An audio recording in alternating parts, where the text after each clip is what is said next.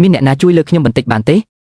កញ្ញាឲ្យសូមមេត្តាជួយទាញខ្ញុំក្រោកឡើងបន្តិចបានទេឲ្យខ្ញុំជួយអ្នកបើអ្នកជាពួកអាជីពធ្វើពុតជាដួលដើម្បីជំរិតទារលុយនោះហើយបន្ទាប់មកទាមទារឲ្យខ្ញុំសងលុយអ្នកជីវិតខ្ញុំមិនចប់តែត្រឹមនឹងទៅហើយ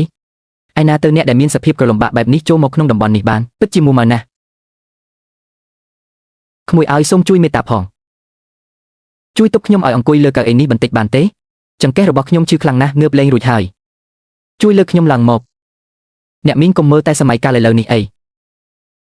អ្នកណាហ៊ានប៉ះអ្នកដែលមិនដឹងមកពីណាបែបនេះទៅបើខ្ញុំលូកដៃទៅជួយអ្នកមិនទាដកលុយក្នុងកាត់ខ្ញុំអស់រលីងទៅហើយឬមីងទ្វារទៅខ្លួនឯងចុះកុំមកពន្យាពេលខ្ញុំទៅរកស៊ីលុយរាប់រយលានអីអូអ្នកមីងមិនអីទេអ្នកមីងកុំបារម្ភខ្ញុំនឹងជួយលើកអ្នកមីងឡើងភ្លាមតើអ្នកមីងមានឈឺឆ្អឹងត្រង់ណាទេមានរបួសធ្ងន់ធ្ងរទេខ្ញុំនៅមានថ្នាំខ្យល់បន្តិចបន្តួចដែរអ្នកមីងសំណាងហើយដែលមានក្មួយបើគ្មានចិត្តល្អដូចក្មួយទេនោះខ្ញុំប្រហែលជាត្រូវដេកលើកម្រាលស៊ីម៉ង់នេះដល់យប់ហើយគ្មានអ្នកណាអើពើឡើយអ្នកមីងកុំនិយាយអញ្ចឹងអីជីវិតរស់នៅក្រៅផ្ទះអ្នកណាខ្លះដែលមិនធ្លាប់ជួបការលំបាកមែនហើយអ្នកមីងបើជើងមីងមិនស្រួលបែបនេះចាំខ្ញុំឲ្យឡានតាក់ស៊ីជូនមីងទៅពេទ្យពិនិត្យមើលសិនទៅមិនអីទេខ្ញុំសម្រាប់នៅទីនេះបន្តិចទៅក៏បានវាជាជំងឺចាស់របស់ខ្ញុំទេអញ្ចឹងក៏បានដែរបងស្រីខ្ញុំគាត់កំពុងរងចាំមីស៊ុបក្តៅនេះនៅក្នុងចង្កានបាយគាត់ធ្វើការពេញមួយថ្ងៃហើយប្រកាសជាឃ្លានខ្លាំងណាស់អញ្ចឹងខ្ញុំសុំទៅមុនហើយអ្នកមីងប្រយ័ត្នខ្លួនផងណាកូនទៅចុះកុំបង្អង់យូរកុំឲ្យខូចការឲ្យសោះបាត់ចាស់អ្នកម្ដាយល្អណាស់អាឡូលេខាលីនរៀបចំលុយសុទ្ធ200,000ភ្លាមហើយយកបានខ្មៅកម្រិតខ្ពស់របស់ខ្ញុំដែលមានប្រាក់ទុកក្នុងនោះមកជាមួយផងរួចទៅជួបគ្នានៅច្រកចំហៀងឧឈានខាងជើងបងស្រីឈប់សម្រាប់បន្តិចទៅញ៉ាំមីនេះពេលវាកំពុងក្តៅទៅបងមិនឃ្លានទេកូនកំពុងតែធំហើយក៏ជាពេលសំខាន់ក្នុងការត្រៀមប្រឡងដែរកូនញ៉ាំទៅបងនៅសល់នំប៉័ងចំហុយពាក់កណ្ដាលពីព្រឹកនេះទៀតបងស្រីនំប៉័ងនោះវាដឹងណាស់ស្ទើរតែរឹងដូចដុំទឹកកកទៅហើយបងញ៉ាំអាហារក្តៅនេះទៅកូនល្ងងឲ្យសន្សំបានប៉ុណ្ណាគឺប៉ុណ្ណឹងរងចាំកូនទៅចុះឈ្មោះចូលរៀននៅសាកលវិទ្យាល័យល្បីឈ្មោះខែក្រោយការលំបាកប៉ុណ្ណេះមិនធ្វើទេបងស្រីឪពុកម្ដាយយើងចាក់ចោលពួកយើងយូរហើយដើម្បីឲ្យខ្ញុំបានរៀនបងសុខចិត្តបោះបង់អនាគតខ្លួនឯងមើលចុះបងស្គមអស់ហើយ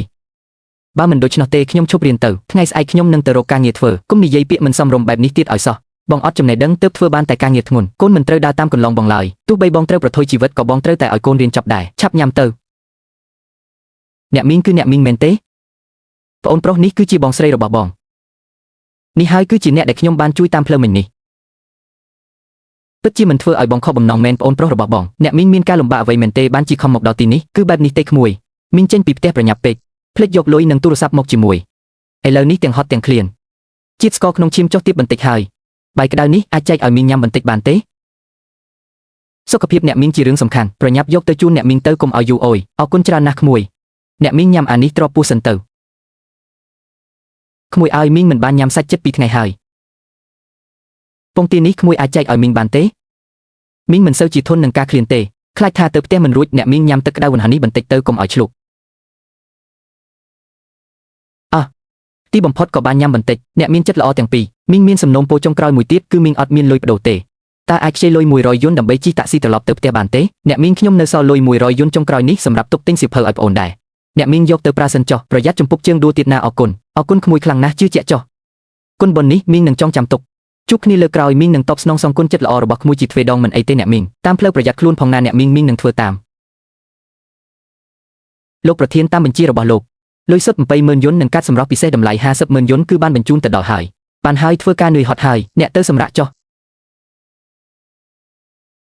អ្នកមីងពិតជាក្មេងអើយមីងចង់សួរអ្នកទាំងពីរមួយមិញនៅតំបន់អ្នកមាននោះពួកមនុស្សស្លៀកពាក់សំសួនទាំងនោះគេនាំគ្នាគេចមុខពីមីងថែមទាំងនិយាយមើលងាយមីងទៀតតែពួកក្មួយវិញតក្រដល់ថ្នាក់ត្រូវបែងចែកគុយទាវ11កញ្ចប់គ្នាហើយអ្វីក៏នៅតែសុខចិត្តជួយមីងអស់ពីលទ្ធភាពអ្នកមីងឲ្យចេញទៅក្រៅផ្ទះតែអ្នកណាខ្លះមិនដែលជួបការលំបាកជួយបានក៏ជួយគ្នាទៅវាជាគុណធម៌របស់មនុស្សមិនរំពឹងការតបស្នងមែនទេល្អពិតមែនមីងបាននិយាយហើយថានឹងសងគុណទ្វេដងលុយ200,000នេះជាទឹកចិត្តរបស់មីងយកទៅចុះធ្វើល្អត្រូវតែទទួលបានផលល្អ